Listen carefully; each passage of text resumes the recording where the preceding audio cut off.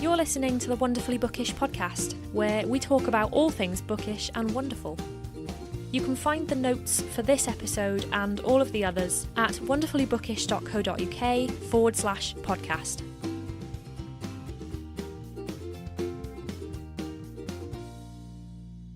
Hello, and thanks for listening to this episode of the Wonderfully Bookish podcast.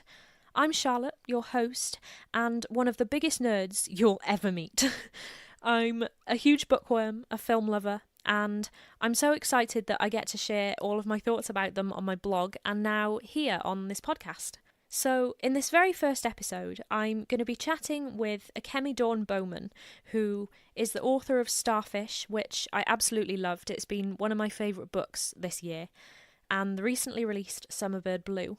Akemi is a proud Ravenclaw and a Star Wars enthusiast, and she served in the US Navy for 5 years before becoming an author. In this episode, we discuss self-care as a writer, how to learn from rejection, and how to persevere through the long process of trying to get a book published. All of the info for this episode can be found in the show notes. So, let's get started. Here is the amazing Akemi Dawn Bowman. It's wonderfully bookish, whoa. All things books, let's start the show. Everything from classics to contemporary. Come and chat about books with me. If you're a reader of YA, grab a cuppa and just press play. Hi, Akemi. Hi. It's really great to have you on. I'm so excited to ask you some questions. I know we met briefly at Yelk this year, but cool. It's nice to actually have a full conversation with you. It's great. So, I'm going to dive in with probably one of the most common questions that authors are asked, but it's one that I just really love to know the answer to. If you had to put your Starfish characters into Hogwarts houses, which houses would you put them in? I love these questions. These are my favorite. So Kiko would definitely be Ravenclaw, I think. Definitely. Yeah, I don't think there's any question about that. No. Kiko's mom, I think would be Slytherin, but Yeah. I think that she would probably tell people it was Gryffindor. Like, I feel like Yeah. that would be kind of her thing to be like, yeah, I got Gryffindor, and like, that's not really it. Hiroshi would definitely be Hufflepuff. Yes, I'm a Hufflepuff too, so that makes me happy. Oh, good. Yeah, and Jamie, I think is Gryffindor, but he actually could be Hufflepuff. So I think he could go either way. Maybe he's like a combo. Yeah, what's that one called? Is Griffin Puff or something? Yeah, Gryffindor. Yeah. I wanted to ask about the art elements in Starfish, because so much of the story is focused on Kiko's artwork. How much did you know about art already, or did you have to research it for the book? Yeah, so the art part wasn't really researched at all. It's Okay. I've always been interested in art ever since I was younger, and Right. like, you know, I'm not very good at it, but you know, if you like think of like what you want to draw and you have like this big image in your head of like what you want it to be, that's sort of all I went with. And I sat down like with Kiko and I thought, you know, whatever she's feeling, because it's very emotional for her, because she's not she doesn't communicate well. She has social anxiety, and it's difficult for her to express herself. So for her art, it is so much insight into her soul and what she's feeling. And so I kind of just thought, what would you paint if you were feeling these emotions? Like if it was like, you know, it was all like bundled up inside you and, you know, trying to break free, like what would she want to paint? And I sort of just like went with that, with like just kind of thinking of I don't know, what I would have painted, I guess, if I was really feeling cool. that way. So I was wondering, how different is the experience from going from writing your debut book to writing your second one when you already have a publisher? Is it a completely different experience? Because I imagine it would be. Yeah, it's very, very different. I think like with the first one, like before you have a book deal, you're very much just writing for yourself, even if you're thinking that you want to do it for a career and you know, that you want that to be, you know, your profession for years to come. You're still writing for you. You're not on, you know, deadlines that are imposed by like an employer or anything. So it's there's a lot more freedom, I think, and at that time too, it's not like you have deadlines to get it back because somebody else is going to give you feedback. It doesn't really work like that. So I think it's like there's something very I guess maybe more, I don't know the right word, like peaceful about it, I guess, maybe is what I'm trying to say. and that massively changes once you have a book deal and have an editor, because there's more eyes on it because you've got your agent as well, and it's yeah, of course. It's the pressure of, obviously you're working with somebody else now, but also you've had readers for the first book, and that's very different too, because now there's things, if you've made mistakes and other stuff and you're trying to think like, what can I do differently, and you also don't want your second book to be too much like your first one, so you're thinking a lot more about it. It's not like writing for you anymore, you're writing with an audience in mind. So yeah. Now, I know some of the people listening to this podcast will probably be aspiring writers themselves, myself included. So do you have any tips on how to get over the fear of querying agents, and kind of some self-care tips just to keep yourself calm and get into the right mindset? Yeah, I think for me, it's very hard because when I write, I'm very like I have to go all in, and that's not always healthy, but like for me, I have to like write like super intense like every hour of the day for like weeks at a time, and it gets exhausting and I burn out very quickly, but that's just how I work. And I'm the same. And I'll be the first person to say that's not actually the healthiest thing to do. It just unfortunately works for me. I'm exactly the same. Are you? Yeah, and it's difficult sometimes because I know it's not healthy, but it's also how I get my words out. But I think you have to be responsible for yourself too, and like don't just mimic what other people are doing, because that's a problem too. I think a lot of people take advice as like universal advice, but there is no such thing, I don't think, as universal advice, because everybody works differently and everybody has different stuff that works for them. So I think that you just have to like trust your gut maybe, and just pay attention to like if it's too intense, like take a break. You're not a bad writer because you needed to take time off, whether it's an hour, a week, a month. It's okay. It's okay to say I need to step aside, especially when you're writing stuff with like heavy themes, if you talk about like mental health and just stuff that maybe is difficult to write anyway because you're reliving stuff to be able to put through the writing, like that is important to take care of yourself for sure. And I think there's no shame in saying like, do you know what, I need a break, or I can't finish this chapter now because it's too much and I just need to go play video games for 10 hours. Yeah. I saw your tweet recently about how you were rejected a lot before Starfish.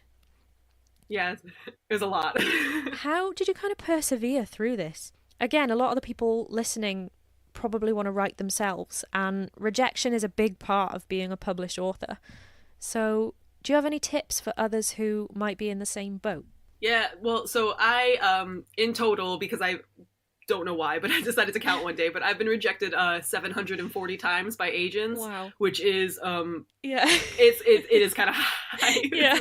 It's almost embarrassing high, but then I remind myself, I was like, do you know what? I'm not embarrassed by it because I learned so much, and that was important for my journey to be able to make those mistakes and then kind of like figure out, what I was doing wrong, what I was doing right. So yeah, I'm not embarrassed about it, but it is a high number. And yeah, it's difficult. Like at the start, you want to do everything right and you don't want to screw up, and it's hard sometimes because I was saying about the universal advice, and you read so many things about what to do and how to query, and it doesn't always work for everybody, and what one person is saying is a good way to draft a query letter or something. It's you have to take everything with a grain of salt. And I think that's really important. So somebody else had given advice, and they said if you're getting rejected on the query letter, then maybe it's like a good idea to look at the query letter. But if you're getting rejected on pages, like if you're getting requests for partials or fulls and then getting rejections, then maybe it's to think about that. Okay, but even that being said, sometimes the book's just not, it might not be the right time, and that might not be the right agent. So it's of course, there's so much stuff that goes into it, and it makes it so hard because I know you just like want to know like, what am I doing wrong, like what can I do to fix it, and sometimes it's not as easy as that. Right. So like I honestly think just like be gentle with yourself, because it's not necessarily always something that you're doing wrong. It might just be that all these things aren't aligning, because I always say like you need talent, you need to be able to work hard, you need to be able to have perseverance.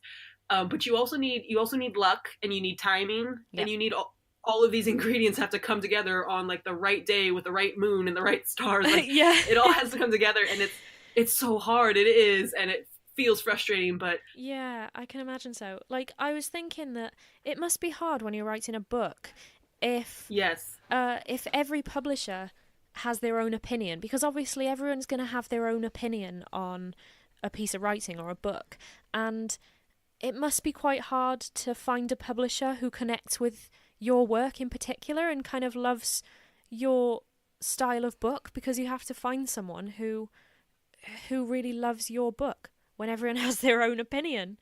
Exactly, yeah, because everybody does have different opinions. I mean, if this puts it into perspective a little bit, I honestly had a professional review once for Starfish who said it was too warm and fuzzy. So if you you can understand like how you know what I mean, everybody's got a different opinion, and you know what I mean, you just don't know what they're gonna say and what they're gonna like, what they're gonna not like, and you know, different books work for different people. Yeah, so, definitely. But I do one thing that really worked for me though when I was querying to kind of keep me, I guess, focused, so I wasn't like getting too hard on myself, was to honestly just keep working on the next project. And that really saved me a lot, because what happens, you know, you write a book and then you start querying, and then you sit there refreshing your email like 80,000 times a day, like waiting for responses. And it really wears down on you, because then when rejections start coming in, you just get disheartened sometimes. And if you're working on something else, one, it's a distraction, and two, it means that by the time you're, you know, if you give yourself, I don't know, like 12 months or whatever to hear back from agents, when that 12 months is up, if you haven't had any good news, you now have, you know, potentially a brand new manuscript that you can query again. So it's like just jumping straight to the next project. Yeah, that's cool. And that really helped me to kind of get through it. And that's why I kind of just queried back-to-back projects, because I was always working on the next thing. Right. And I do that even now too, because it just kind of keeps me in the right headspace. It's interesting that you've got so many projects on the go. How do you come up with so many ideas for so many different projects? Because me and my sister, we're twins and we live together, and we kind of share a lot of the same hobbies. So we're both trying to write at the moment, but we both fall into the same trap of, when an idea doesn't work, we instantly throw it away and get disheartened by it. How do you kind of get past that? How do you get so many ideas and actually stick to them? Yeah, I think for me, I do have a lot of my headspace is kind of like a mess up there. Honestly. There's a lot going on like all the time. So I usually always have like a couple, like 2 or 3 that are like really things that I feel like I'm really passionate about, but maybe haven't sat down to actually write yet. And so they sort of just like float around back there until I'm sort of ready to work on them. But I am not one of those writers, and it's okay if you are. It's not, like I said, it's not universal advice, but I'm not one of the writers who feels like they have to finish something if I feel like it's not working. Like if I get halfway through something and it's awful, I just scrap it, and I'm like, do you know what? It's just not right. And I'll take elements of it and think, you know, maybe I could use that again in like a different book, but I just move on to the next thing. I think it's the same with books. Like if I'm reading a book and I get kind of halfway through and I'm just not liking it, I have no shame in just putting the book down and not finishing it. I know that I kind of won't waste my time on something that I'm not enjoying. Maybe I should give them a chance more, but I don't know. Yeah, that's kind of how I am too. But usually if I get halfway, because I have that completionist thing, which is why I'm terrible with video games, because I have to finish them, like, and I get like kind of like obsessive about it. But so I'll like speed read through the other half, and I won't really sit and read everything, but I want to know how it ends. I always have to know how it ends. But I'm like that with movies too. Like if a movie is too scary, I just go and Google the spoiler. I don't want to sit and watch the whole thing, but I want to know what happens. Would you consider writing in a genre that's completely different to Starfish and Summerbird Blue? Oh, yeah. Like, would you go off in a totally different direction? Yeah, 100%. I actually started off, like, when I had all those rejections in the beginning, I started off as a fantasy writer. I had never even considered writing contemporary, like, ever in a million years. It just wasn't really interested in it. I didn't even really read it.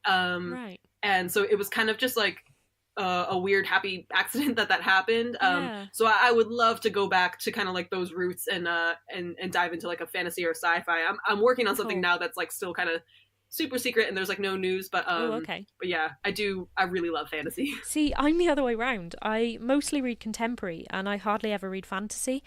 So for ages I've kind of been set on writing a contemporary novel. But my sister is completely into fantasy, but she recently found this idea that she worked on a couple of years ago, and she realised that she'd already written pages and pages of research, and we suddenly found ourselves getting really excited over co-writing it. Oh, fun. And taking a perspective each and writing together.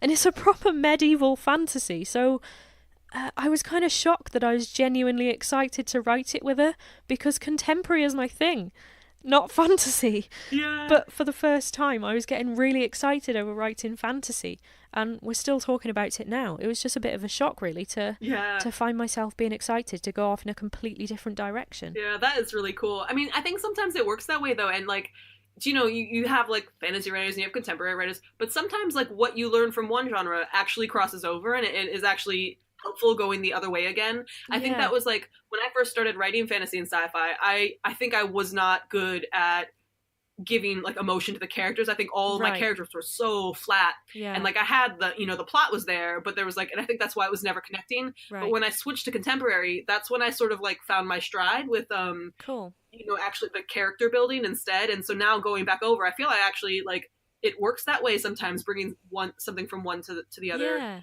So yeah, that's really cool. I would totally read that. Well, I'm glad.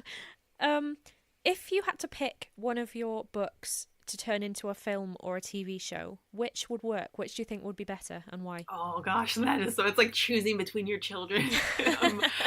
I'm trying to think. Like, I honestly, I feel like Summerbird Blue, out of the two of them, would probably work better as it would be maybe a better movie, I want to say. Not better, but okay, I don't know, because it is very, like, emotional. Oh, they both are. That's really hard. But I think Summerbird Blue is probably going to make more people in general cry, whereas Starfish, I feel like, is specifically making specific people cry. Yeah, so maybe that. But to be honest with you, I'm working on the circus. So the circus book, Harley in the Sky, that is the one that would make a cool TV show. Like, I'm just saying, if anybody wants to make a TV show out of it with the circus stuff, well, they heard it here first. That probably would be the funnest to watch. So I'll move on to a couple of fun questions. Well, I say fun. I'm going to start with a bit of an evil one. No. I've asked a few authors this, and so they hated me for it. So, if you could choose to never write again, but you can read books, or the other way around, you can never read a book again, but you can carry on writing, which one would you choose? This is actually very easy for me, but there's, like, a catch to it. So I would definitely say I would never read again, and I'll keep writing. Okay. And the reason is, I know I'm going to be, like, blasted for this probably, because this is not what they want to hear. But I have a difficult time focusing sometimes. So it's actually hard for me to read. I have to be in a very specific kind of headspace to actually even have the attention span to sit down and read a book. So when I first started writing, I hadn't read in a very long time. I used to when I was a kid, and then I sort of, like, fell out of it. And books were expensive too, so it was hard to get a hold of stuff. And so I wrote a lot without reading. And it wasn't until sort of, this is going to sound terrible, it wasn't until Starfish sold that I actually started going out and reading again. And I do love it, but I do have to be in the right headspace for it. Yeah. Which is why I have a massive reading pile, and I'm super, super behind on everything. Same. But that being said, you have to be able to read to edit, because you can't just write a book and then leave it. You have to read it 1,000 more times. So, you know, there's the catch to that, obviously, because the writing isn't going to work if you can't then reread it. Yeah.